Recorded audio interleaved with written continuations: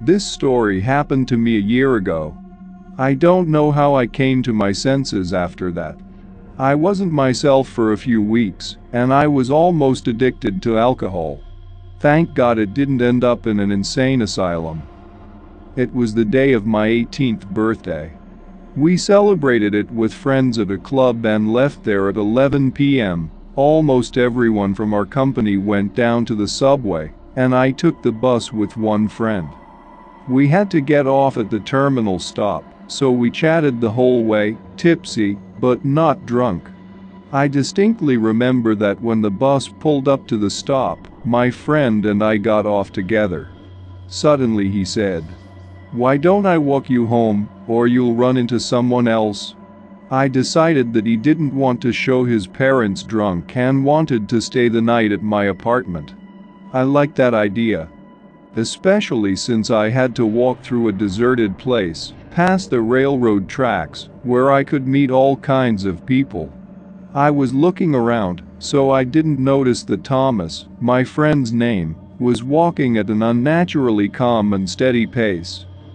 After walking in silence for a few minutes, I decided to strike up a conversation. "Thomas, did you make up with your girlfriend?" I asked. There was no answer. I said, "Thomas, answer me. I asked you a question." He didn't answer again. I looked at him, smiling and thinking he was playing a joke on me. And then I noticed that he was walking very slowly, swaying from side to side. I got angry. "That's enough, I'm already scared." He didn't respond to my words, walked slower and slower, and then suddenly stopped. At first I thought he was joking, but then I thought maybe he had taken drugs at the club. I moved some distance away from him and asked, "Thomas, what's wrong with you?" The whole time he was walking, he stared ahead of him, hunched over. After I spoke to him, he raised his head sharply, as if he'd just noticed me. But he didn't look like my friend anymore. Thomas was short and had an athletic build. Now he seemed to be more than 2 yards taller, and he had a slight hump on his back. I went into a stupor, all thoughts disappeared. It lasted about 10 seconds, until I heard the sound of a train. Thomas immediately rushed toward me and punched me in the jaw with such force that stars danced in front of my eyes. I swung back reflexively, but he added a sharp left punch, and I fell. His punches were like a boxer's, very precise and fast. I was sitting on the ground with my hands over my face. Behind me were the tracks where the train would pass, and in front of me stood my friend.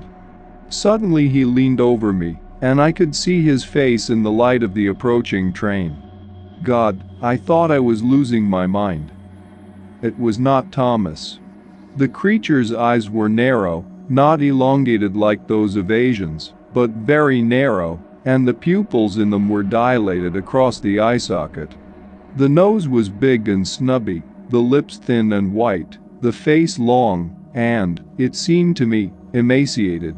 Usually people with this face are very thin, but this one had a big body.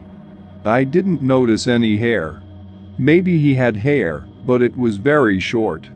His mouth was ajar, saliva dripping down his chin, as if he had been injected with an anesthetic and couldn't close it. It looked so abnormal that tears immediately came to my eyes. Shuddering, I said, "Don't touch me, please." In response, he said in a low voice, "I'll remake you." The whole time he was approaching me, I crawled away. After his line, he tried to grab me, but I managed to twist, jump up, and run away. I had never run as fast as I had that night. When I'd run what I thought was a decent distance, I turned around and saw him standing next to a passing train.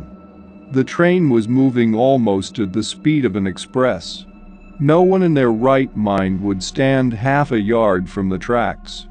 Before my eyes, he slowly stretched his arm forward, twitched and disappeared, as if he'd been swept along with the train. Fear gripped me again. If I didn't see him, he could appear out of the darkness at any moment, anywhere. I kept running. I ran for more than a mile to my house and, without waiting for the elevator, ran up the stairs to the 4th floor in one fell swoop.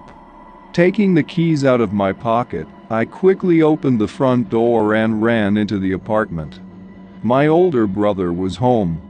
I collapsed on the floor, curled up in a ball and started sobbing loudly. He ran up to me and started asking, "What happened? Were you beaten up?" Anyway, my brother got me up and put me to bed. I asked him to sit with me, crying, and told him I would tell him everything. My brother, after listening to me, said that Thomas had already called him. Said he was back okay, and asked me to call him when I got home. Soon my parents arrived, but they were very skeptical, and my father bluntly told me that I had been drinking too much and must have been poisoned by bad alcohol or had the white fever. After sitting at home for a week, I began to come to my senses. I called Thomas, we went for a walk, and I cautiously asked, "Thomas, after we got off the bus, how did you get home?" He replied, "Well, you and I broke up right after we got off. Then, as I was leaving, I heard you starting to talk to yourself. That frightened me even more. So when I started talking, I was already with the creature, and, strangest of all, how could I not have noticed when my friend left?"